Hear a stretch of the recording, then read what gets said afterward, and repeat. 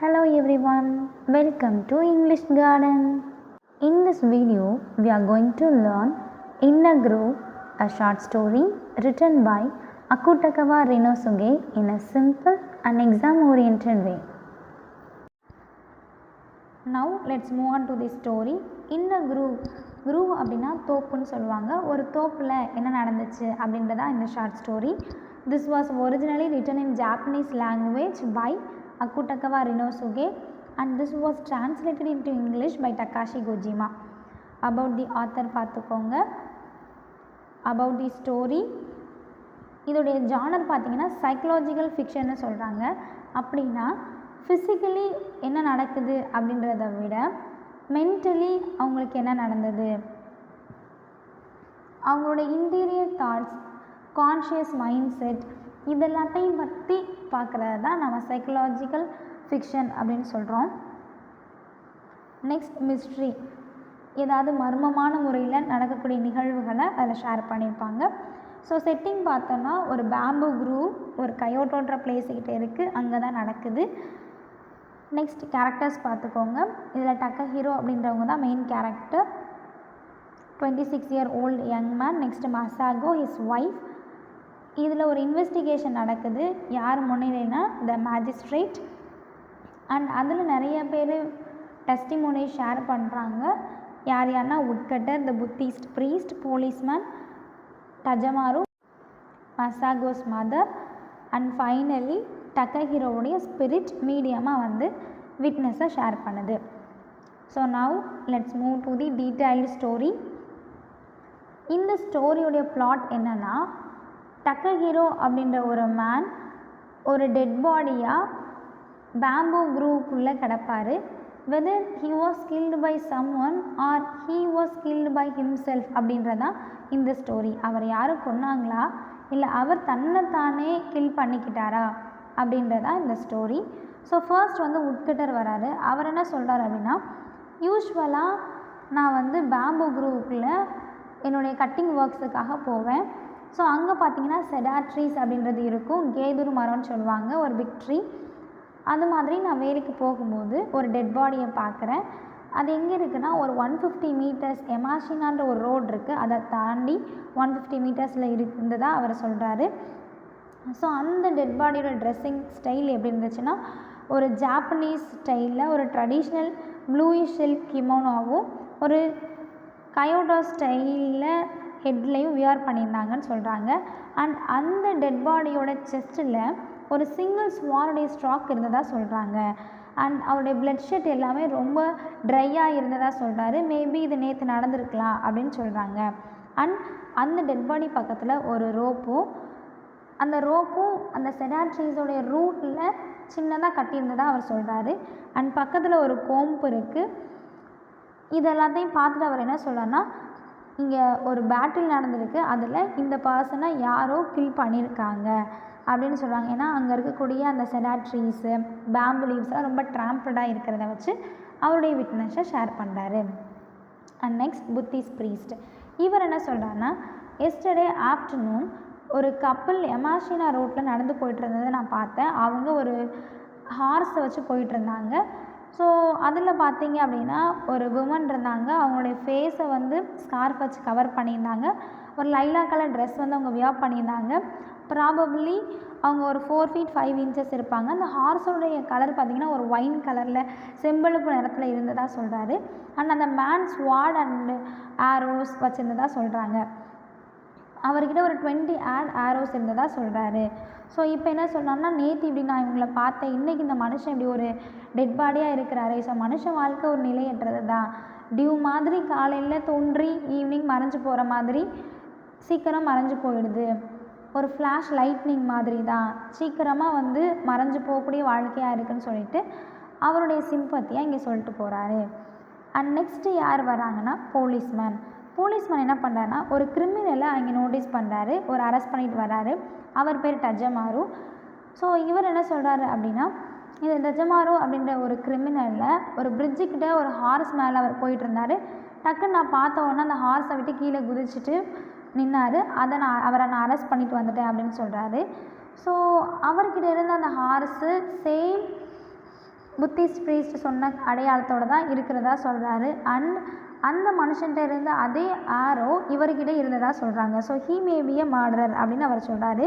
And he was a number 1 criminal அப்படின்னு சொல்கிறாங்க. Especially woman இஷ்யூஸில் அவர் ரொம்பவே கிரிமினல் லிஸ்ட்டில் இருக்கிறதா சொல்கிறாங்க. ஏன்னா ஒரு லாஸ்ட் ஆட்டம் சீசனில் டொரிபின்ற டெம்பிளில் பிண்டோரன்ற பிளேஸ் இருக்குது. அங்கே ஒரு மவுண்டெயினில் ஒரு விமன் அண்ட் அவங்களுடைய டாட்டர் அதை விசிட் பண்ணுறதுக்காக போயிருந்துருக்குறாங்க. ஸோ தேவர் மேடர். அதை அவங்கள யார் பண்ணியிருக்கிறாங்க அப்படின்னு பார்த்தோன்னா, யார் மேலே அவங்க சஸ்பெக்ட் பண்ணுறாங்கன்னா இந்த டஜமாரு மேலே தான் சொல்கிறாங்க. ஏன்னா அவர் உமன் இஷ்யூஸில் நிறையா முறை அவர் அந்த மாதிரி இஷ்யூஸ்குள்ளே ஒரு கிரிமினலாக நோட்டீஸ் பண்ணப்பட்டிருக்காருன்னு சொல்கிறாங்க. ஸோ இதுலேயுமே ஒரு உமன் வந்ததாக சொல்கிறாங்க. இந்த மேன் டெட் பாடியாக இருக்கிறாரு. அப்போ அந்த உமனுக்கு என்ன ஆச்சுன்னு தெரில அப்படின்னு போலீஸ்மேன் என்ன பண்ணுறாருன்னா அவர் மேலே அக்யூஸ் பண்ணுறாரு. நெக்ஸ்ட்டு பார்த்திங்கன்னா ஒரு ஓல்டு உமன் வராங்க. இவங்க என்ன மசாகோடைய மதர். அவங்க என்ன சொல்கிறாங்கன்னா, என்னுடைய சன்னின்ல ஒரு சாமுராய், அவர் ஒரு நல்ல போர் வீரனாக இருந்தார். அவங்க வகாசான்ற ப்ராவின்ஸில் இருக்கக்கூடிய கொகுஃபுன்ற பிளேஸில் தான் இருந்தாங்க. அவங்களுடைய ஃபுல் நேம் கனாசாவானோ டக்கேஹிகோ அப்படின்னு சொல்லிட்டு அவங்களுடைய சன்னின்லாவை சொல்கிறாங்க. சன்னின்லாவுக்கு 26 இயர் ஓல்டு தான், ரொம்ப ஜென்டிலான மேனு அப்படின்னு சொல்கிறாங்க. அண்ட் அவங்க டாட்டருக்கு 19 இயர்னு சொல்கிறாங்க. She was a fun loving girl அப்படின்னு சொல்லிட்டு சொல்கிறாங்க. ஸோ என்னுடைய son in law he was tied, but what about my daughter அப்படின்னு சொல்லிட்டு அவங்க ஃபீல் பண்ணுறாங்க.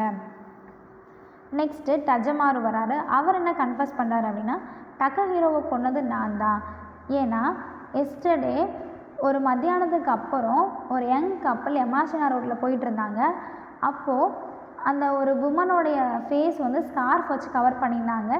சடனாக அடித்த ஒரு விண்ட் ப்ளோனால் அவங்களுடைய ஃபேஸோடைய பியூட்டியை நான் பார்த்தேன். ஸோ அவங்கள எப்படியாவது நான் கேப்சர் பண்ணணும்னு நினச்சேன். In front of her husband என்னால் எதுவும் பண்ண முடியாதுன்னு நினச்சி அவங்கள சீட் பண்ணலான்னு நினச்சேன். ஸோ அவங்களுடைய ட்ராவலிங் கம்பெனியை நான் போனேன். போயிட்டு அவங்க கூட நல்லா பேசிகிட்டே போனேன். ஸோ மீன் வைல் நான் அவங்கக்கிட்ட எதை பற்றி டிஸ்கஸ் பண்ண ஆரம்பித்தேன் அப்படின்னா, நான் ஒரு ட்ரெஷரை செடாட்ரீஸ் கிட்ட ஃபவுண்ட் பண்ணதாகவும், அதில் நிறைய ஸ்வாட்ஸ் அண்ட் மிரர்ஸ் இருக்கிறதாகவும், அதை குறைஞ்ச விலைக்கு விற்க போகிறதாகவும் நான் சொல்லிகிட்டு இருந்தேன். இதை பார்த்து அவுட் ஆஃப் கிரீட் டக்கஹிரோ என்ன பண்ணிட்டான்னா, ஓகே நானே அதை வாங்கிக்கிறேன் அப்படின்னு சொல்கிறாரு. ஸோ நான் சொன்னது ஒரு பொய்ன்னு தெரியாமல் அவங்க அங்கே வர்றாங்க. ஸோ இந்த உமன் அந்த ரோட்லேயே நின்றுட்டாங்க. டக்கஹிரோ மட்டும் என் கூட வந்துட்டார். சடனாக நான் என்ன பண்ணேன்னா செடாட்ரீஸுக்குள்ளே அவரை டைட் பண்ணிட்டேன். ஸோ இப்போ போய்ட்டு அவங்க ஒய்ஃபை நான் கூட்டிகிட்டு வரேன். எப்படின்னா, உங்கள் ஹஸ்பண்டுக்கு ரொம்ப உடம்பு சரியில்லை, நீங்கள் வாங்கன்னு சொல்லிட்டு கூட்டிகிட்டு வரேன். அஸ் பெர் மை பிளான் எல்லாமே நடந்துகிட்ருக்கிறதா டஜமாரு சொல்கிறாரு. ஸோ இப்போ என்ன பண்ணுறாங்க அப்படின்னா, in front of her husband he seduced her. So இப்போ என்ன பண்ணுறாங்க அப்படின்னா, அவுட் ஆஃப் ஷேம் மசாகோ என்ன சொல்கிறான்னா, ஒரு 2 மினிட்டுக்கு முன்னாடி என்னோடய லைஃப் இப்படி நடந்துருச்சு. ஸோ உங்களில் யார் ரொம்ப கரேஜான பர்சனோ அவங்களே நான் மேரேஜ் பண்ணிக்கிறேன்னு சொல்கிறாங்க. ஸோ அவுட் ஆஃப் லஸ்ட் இது வரைக்கும் டஜமாருக்கு டக்கஹிரோவை கொல்லணும்னு நினைக்கல. ஆனால் எப்போ மசாகோ அப்படி சொன்னாலோ அதனால டஜமாரு என்ன பண்ணிட்டாங்கன்னா ஃபைட் பண்ண ஆரம்பிச்சிட்டாங்க. இப்போது 2 பேருக்கு நடந்த ஃபைட்டில் அட் 23rd ஸ்ட்ரோக்கில் Tajomaru kill Takehiro. So finally kill பண்ணிவிட்டு திரும்பி பார்க்கும்போது அந்த இடத்துல மசாகோவை காணும். ஸோ இப்போ டஜமாரு என்ன சொல்கிறாருன்னா, டக்கஹிரோவை கொண்டது நான் தான், ஆனால் மசாகோவுக்கு என்ன நடந்துச்சுன்னு எனக்கு தெரியாது, அவங்கள காணும் அப்படின்னு சொல்கிறாங்க. ஸோ நான் பண்ண தப்புக்கு எனக்கு மேக்ஸிமம் பெனால்ட்டி நீங்கள் கொடுக்கலாம் அப்படின்னு சொல்லிட்டு அவர் சொல்கிறாரு. மீன்வைல் இப்போ மசாகோ என்ன பண்ணுறாங்கன்னா, ஒரு புத்திஸ்ட் டெம்பிளில் போயிட்டு அவங்க ஒரு கன்ஃபெஷனை ஷேர் பண்ணுறாங்க. என்ன அப்படின்னா, ஒரு ராபர் என்னையும் என் ஹஸ்பண்டையும் சீட் பண்ணி அந்த செடாட்ரீஸ்குள்ளே கூப்பிட்டு போயிட்டாங்க. ஸோ அங்கே போயிட்டு ஹீ செடியூஸ்டு மீ.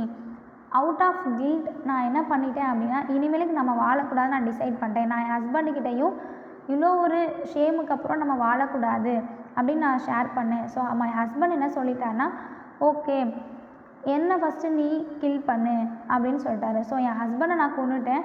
அதுக்கப்புறம் நான் அன்கான்ஷியஸாக மாறிட்டேன். எனக்கு என்ன நடக்குதுன்னே தெரில. I was fainted. நெக்ஸ்ட்டு நான் என்ன பண்ணேன்னா, திரும்ப எழுந்து பார்க்கும்போது my husband was died. So இப்போ நான் என்ன கில் பண்ணிக்கணும்னு ட்ரை பண்ணி நான் எவ்வளவோ முயற்சி பண்ணேன். I stabbed my own throat but I was not able to end my life அப்படின்னு சொல்கிறாங்க. அண்ட் நெக்ஸ்ட்டு ஒரு பாண்டில் போய் நான் குதிச்சாது என்னோடய லைஃப்பை எண்ட் பண்ணிக்கலாமா நினச்சேன், பட் ஐ கான்ட் அப்படின்னு சொல்கிறாங்க.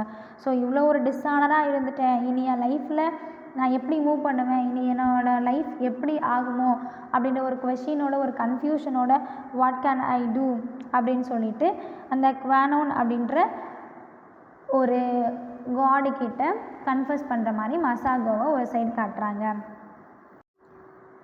த story of the murder man. இப்போ டக்கஹிரோடைய ஸ்பிரிட்டே அங்கே வந்து பேசுது. என்ன சொல்லுன்னா, அந்த ராபர் எங்கள் 2 பேரையும் சீட் பண்ணி உள்ளே கூப்பிட்டு போயிட்டாங்க. இப்போ அந்த ராபர் என்ன பண்ணாருன்னா என் ஒய்ஃபுக்கிட்ட பேச ஆரம்பிக்கிறாரு. நான் வந்து என் ஒய்ஃபை பார்த்து ஒரு எக்ஸ்ப்ரெஷன் மூலமாக அவனை நம்பாதன்னு சொல்கிறேன். ஆனால் என் ஒய்ஃபு இந்த ராபரோட வேர்ட்ஸுக்கு லிசன் பண்ணுறதை என்னால் உணர முடிஞ்சது. அந்த ராபர் என்ன சொல்கிறாருன்னா, உன் மேலே இருக்கிற அதிகப்படியான அன்புனால தான் நான் உன்னை இப்படி பண்ணிட்டேன் அப்படின்னு சொல்கிறாரு.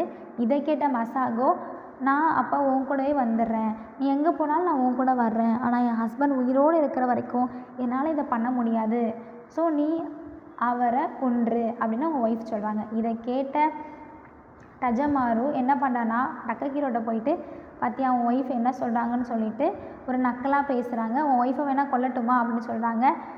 இப்போது டக்கஹிரோ என்ன நினைக்கிறாருன்னா, டஜமாரு செஞ்ச ஒரு துரோகத்தை விட மசாகோ செஞ்ச துரோகம் எவ்வளோ பெருசுன்னு நினைக்கிறாரு. ஸ்வாடை வச்சு அவரை ஏதாவது பண்ணியிருந்தா கூட அவர் அவ்வளோ ஃபீல் பண்ணியிருந்திருக்க மாட்டார்.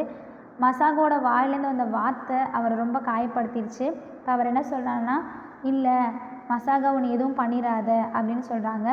இப்படி அவங்க 2 பேருக்கும் இடையில இந்த கான்வர்சேஷன் நடக்கும்போது மசாகோ வெளியே போயிடுறாங்க. இதை டஜமாரு நோட்டீஸ் பண்ணல. இப்போ திரும்பி பார்க்கும்போது பார்த்தா இங்கே மசாகோவை காணோம். உடனே டஜமாருக்கு பயம் வந்துடுச்சு. ஓகே, ஏதாவது போலீஸ் வந்தாங்கன்னா நம்மளை அரெஸ்ட் பண்ணிடுவாங்கன்னு சொல்லிட்டு அந்த இடத்துல இருந்து அந்த செராட்ரிஸில் அவரை கட்டி வச்சுருக்கிறாரு இல்லையா, அந்த ரோப்பை மட்டும் கட் பண்ணி விட்டு இவர் கிளம்பி போயிடுறாரு. ஸோ இப்போ பார்த்தோம் அப்படின்னா இவர் கிளம்பி போயிடுறாரு. இப்போ அந்த இடத்துல டக்கஹிரோ மட்டும்தான் இருக்கிறாரு. அவருக்கு என்ன ஆச்சு அப்படின்னா, லைஃப்பில் எல்லாத்தையும் இழந்து போனதாக அவர் நினைக்கிறாரு. தன்னுடைய அன்பாக நேசித்த ஒய்ஃபும் தன்னை இப்படி காயப்படுத்தினதுனால அவர் என்ன பண்ணுறாருன்னா, இனி நம்ம எதுக்கு வாழணும், அவுட் ஆஃப் ஷேம் நம்ம இனி நம்ம லைஃப்பை வந்து லீட் பண்ண வேண்டாம்னு நினைக்கிறாரு. So he decided to attempt suicide. அதனால் அவர் என்ன பண்ணிக்கிறாருன்னா, அவங்க ஒய்ஃபோட ஸ்வாட் எடுத்து தன்னைத்தானே கில் பண்ணிக்கிறாரு. So he killed himself. Finally பார்த்தோம் அப்படின்னா ஒரு மேன் வராரு, வந்து பார்க்குறாரு, ஒரு ஸ்வாடோட பிளட் ஃப்ளோவில் ஒரு மனுஷன் கிடக்கிறத பார்க்குறாங்க.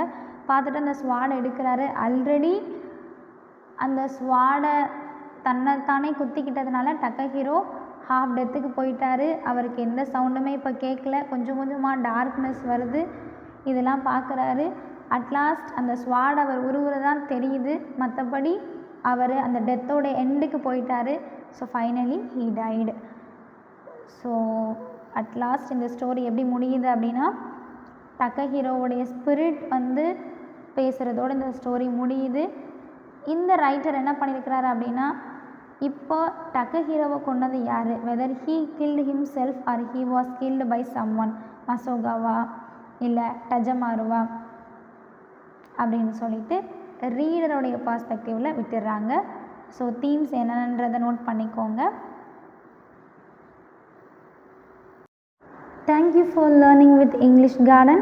I hope this lesson helped you to understand the story clearly. If you like this video, please do like, share and subscribe to support the channel. I will see you in the next lesson. Until then, keep learning and keep growing. Thank you.